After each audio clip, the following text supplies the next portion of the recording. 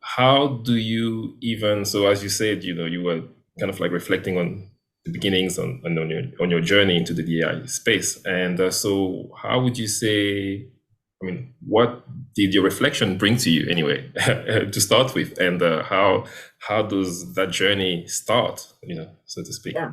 Yeah. So the journey started back in 1992. Okay. I did an internship with the Children's Defense Fund. And as I was a senior in college and did this internship, and I was one of 25 Black college students selected from around the country to participate in this pilot program. And essentially, what it did was to help train the next generation of community activists and mobilizers and community developers. And so each of us were paired with a specific organization in North Carolina. This is where the internship happened. And I was paired with four other interns with an organization called North Carolinians Against Racist and Religious Violence. NCARV was Okay. the acronym. Okay. And at the time, there was a lot of racial and religious violence incidents happening in North Carolina. And so what they wanted to do, particularly with the youth and teens, and what they wanted to do was find a way to gather youth and teens together to talk about what was going on. And so from that was a pilot that me and another intern put together called the Greensboro Teen Council. And what it was is a really brave space Mhm.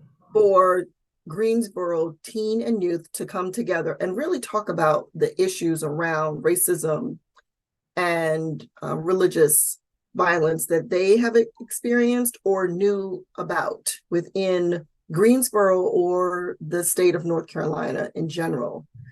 And so they didn't really have a space before to talk about these things. And so this provided that platform for them. And it was really inspiring to me because, I mean, I knew about racism, obviously, and knew about racism in the South. The training that we got before we went on to our actual internships was a 2 week intense training on civil rights, on the civil rights movement. And Okay. so we got to watch all of these videos to really get an understanding about the civil rights movement and how college students were utilized to mobilize and advocate for racial and social issues. Mhm. And so that just kind of prepared us for, for this internship and Mhm. for the work that we were doing. And to kind of be in a city that you're not familiar with, to try to locate resources, to try to bring people together to talk about some very sensitive and yet very critical and important topics was a challenge. But it was one that I was so willing to take on because I knew what the impact of this was going to be. Okay. And that was, again, to provide a platform for these teams to get together to talk about what was happening and then also support one another and then also identify strategies for what to do moving forward and how to bring other teens and youth into the fold so that this could become, again, a brave space for people to come and talk about these issues. So that was kind of really my first introduction. And again, this morning I realized, wait a minute, 92 was Yeah. really the beginning of Yeah. my journey and was like, yeah, this is when this work really started for me. And then from then on, I participated in a project with the Washington, D.C. chapter of Architecture for Humanity, which unfortunately dissolved and is now called the Open Collaborative, where they're still doing design build work. And right now their focus, and for quite some time, their focus has been on racial equity in the design build field. How do spaces influence or perpetuate racism and other issues? So I'm really glad about that. At the time, I was working for an architecture firm and decided to join this organization, this chapter. And one of the interesting things about Architecture for Humanity is that they focused on projects overseas, which is great. For me, it's, well, we got stuff going on here in our own backyard. So, what are the things that we can do here to create change through design? And so they said, wow, we really never thought about thought about that. I mean, they're based in the US and then they didn't think about Yeah. And keep. it's not that they didn't do, projects in the US, but they never really thought about, well, wait, we should be also looking at things here, in our own backyard too. So it wasn't really an either or, it was an and. And so they said to me, okay, well, since you brought it up, well, can you find a project? Okay. I said, sure. So did some research and came across an organization called the 21st Century School Fund. And they focus on racial equity in educational facilities in urban cities, more so the dilapidation aspect of it. And so I found them online. I reached out to the executive director, introduced myself, told her what I was, what we were trying to do. I wasn't expecting a response, really, to be honest. Okay. 5 minutes later, she emailed me back and said, let's meet. And I said, great. Good. And so we met. Come to find out, she had received some grant money and was trying to figure out what to do with it. Okay. And so I said, well, let's talk about it. And so she said, we got this grant money and we're trying to figure out what project to put the grant towards. We had a couple of, ideas, and yet we don't have any resources to actually execute the project. So here comes, Architecture for Humanity. So long story short, what we ended up doing was collaborating on a project at Cardozo Senior High School in DC. Okay. And what was happening is that there were a lot of parents struggling to communicate with teachers because their communication system is an online platform. And as you know, there's a digital divide.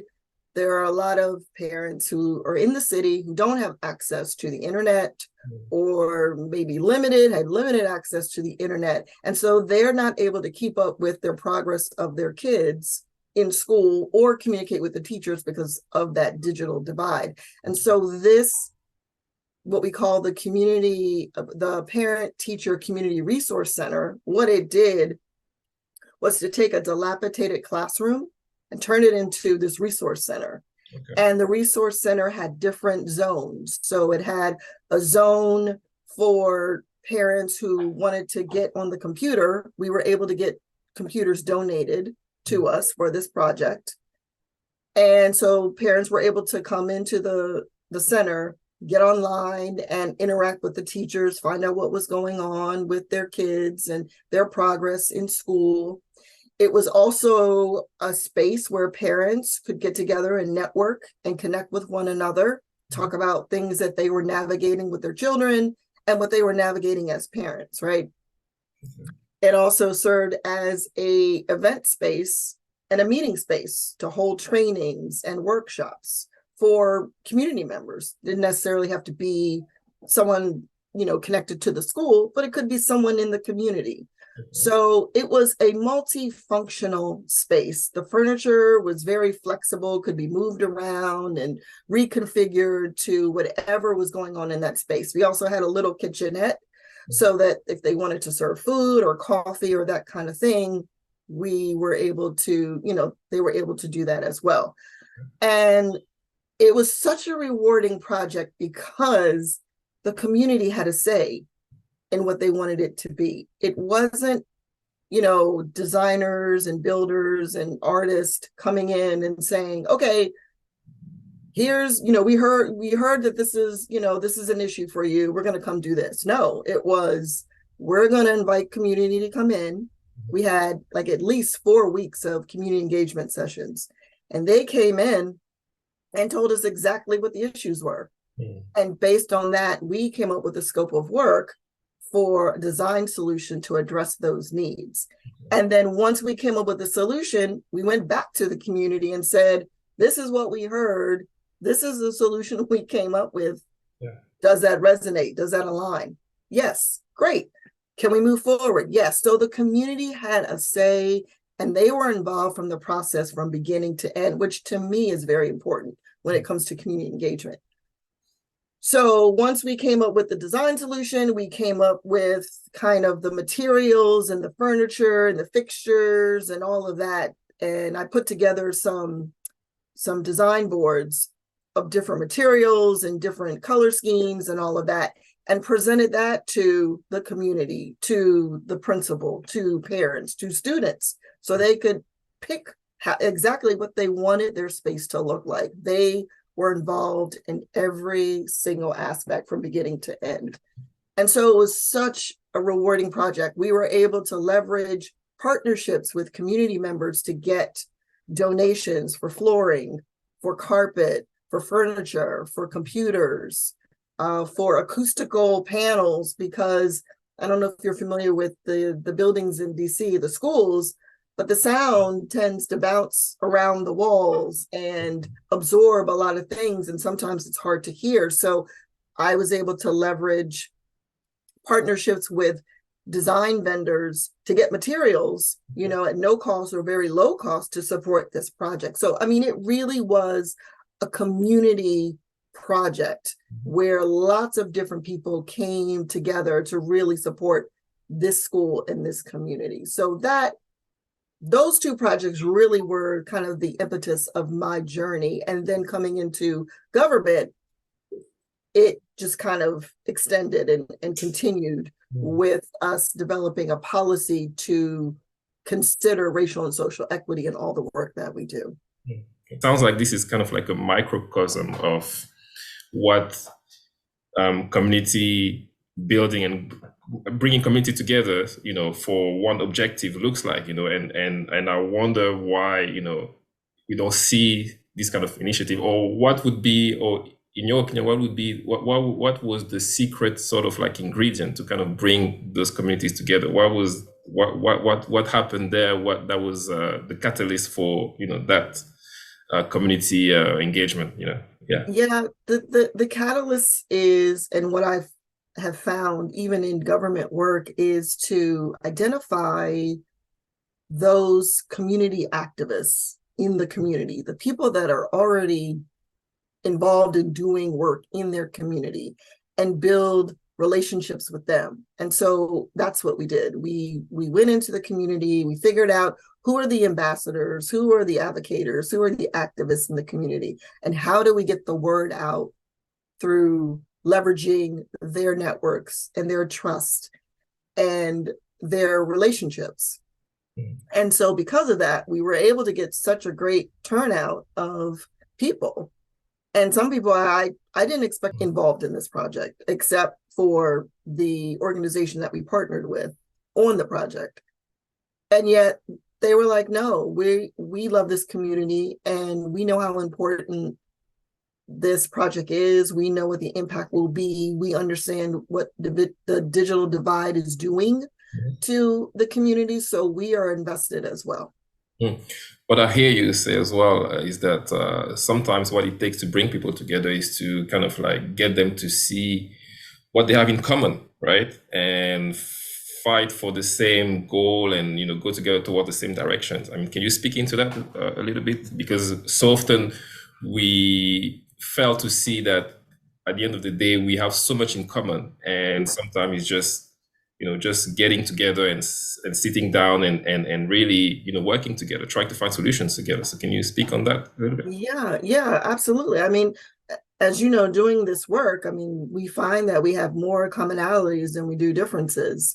And I think when it comes to systems and structures and institutions, that if, one group benefits, then everyone benefits.